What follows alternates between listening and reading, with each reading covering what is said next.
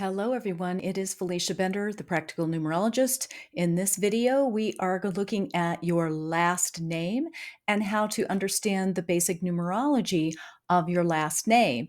And if you are new to the channel, please like, subscribe, share all the good things, and also take a look at. We have other videos on the first, the middle, and then this one, the last. We also have a segment on the destiny or the expression number that is also taken from your full name at birth. So there are many things and many ways and avenues to really explore what numerology brings to you by understanding the name. All right, so let's get right into it. We're going to start with the full name as it appears on your birth certificate.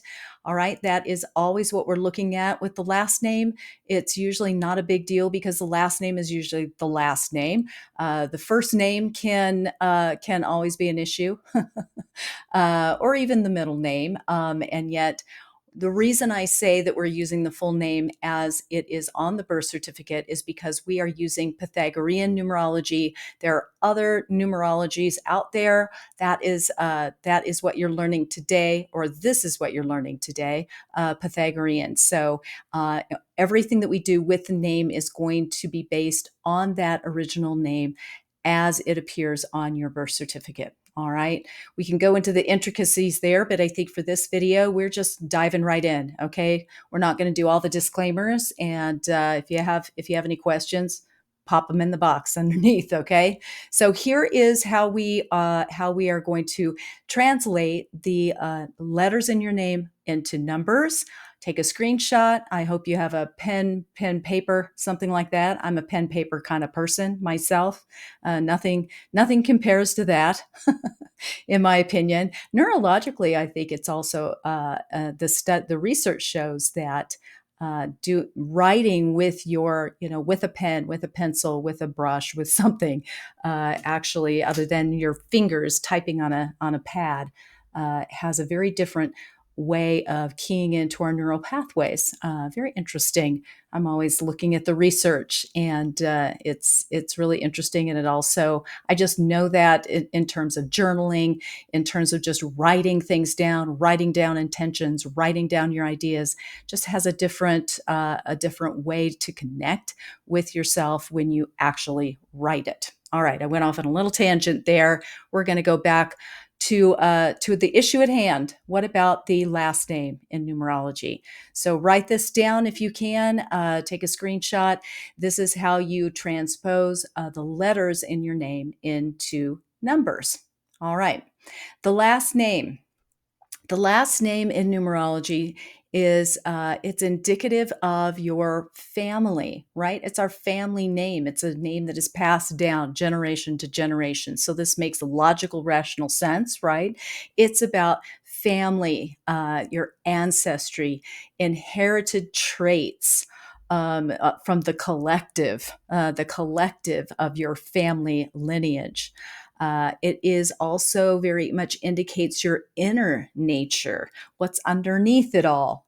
And it is your subconscious engagement with life. So the inner nature, the subconscious, the unconscious, that family lineage is really what we can, how we can reflect on the last name. All right, let's use two examples, just throwing them on the table for you, just so you can see how this might work, how you might translate it for yourself. So let's say your last name is Jones. You can see here visually, don't need to do the math out loud, other than that Jones is an 18. We're always reducing to a one-digit number. 1 plus 8 equals 9. So if your last name, or someone you know's last name, your best friend's last name is Jones, it is a number 9. All right. We'll talk about what that brings to the table in just a moment, at least how to kind of understand it and go through your own interpretive dance around it. All right. Because numerology is, of course, it is a science, and yet it is also primarily an interpretive art. All right. So if we look at another last name, we're going to use Kardashian as an example. It is 41. If you do the math first and foremost, then 4 plus 1 equals 5. And if your last name is Kardashian, it is a number 5. So let's do a little review here. So here are the letter values written differently. Okay, you can write it this way, or you could put it in that infographic in terms of just referencing that. The last name, the meaning here, as a reminder, this holds the energy of the inherited traits of your family. It's related to ancestry. This reveals your inner or your spiritual nature or your subconscious engagement with life. You can see here, I've attempted to grab two two words. Try that on for size. Two words to put in this infographic that will reference what the core values here or the core expressions of the numbers might be. Of course, if you get really interested in this and you want to do more than just a couple minutes on YouTube, you can go read about it. You can dig in and really go crazy, go get all into it, because there's a lot of depth and a lot of breadth of knowledge that you can really glean from the numerology. I do have several books that you could reference. The two primary ones for this sort of purpose would be The Ultimate Guide to Practical Numerology. You can find that on Amazon or through my website at FeliciaBender.com, and also Master Numbers 112233. Those would give you a really good guide, a really good reference to refer to if you want to know more about what each of the numbers bring to the table. Okay, so let's go back here and just conclude with how you might think about it. You might be able to rein it in terms of how do I understand what this really means for me, right? So for Jones, if you have a 9 as your last name vibe. The inherited traits focus on evolving spiritually in this lifetime. Let's remember that the 9 is a very old soul presence. The 9 is a sacred number. The 9 is about compassion, integrity, humanitarianism, selfless service. All of the limited rewards that come from that, all of those aspects that the 9 contains. So it's about the family, right? Your entire family who holds the last name Jones, learning how to give selflessly, to use creativity for the betterment of others, and to gain wisdom and higher perspectives and act upon those, right? So subconsciously, it is meant to heal family trauma. Like those with this vibe really have much more intensity around really diving in and healing family trauma, which usually starts with the personal trauma that they get to then maybe, if they so choose, move into more of the family healing. And in the process, they can help themselves and to help to heal humanity and others. Oftentimes, with the 9 in this placement, it can be someone who writes about trauma and healing trauma. Maybe it's someone who even does work in these areas, maybe as a therapist, maybe as a counselor, maybe those sorts of things, as an artist. All kinds of ways in which this can show up. It doesn't have to show up in your career. It can show up just in the way that you situate yourself within the family dynamics and deal with it. Okay, so of course we're always going to struggle with the opposite, right? Because that's our point of the most intensive growth process.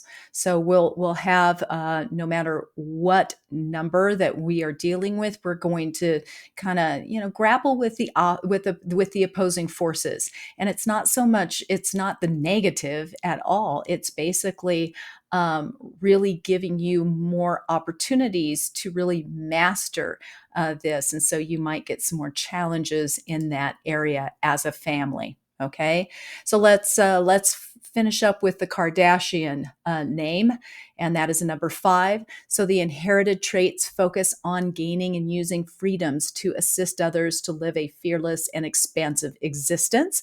As a family unit, it's about each family member diving into this aspect themselves, and yet I would say the 5 overarchingly is here to show others how to live their most fearless, beautiful, expansive existence.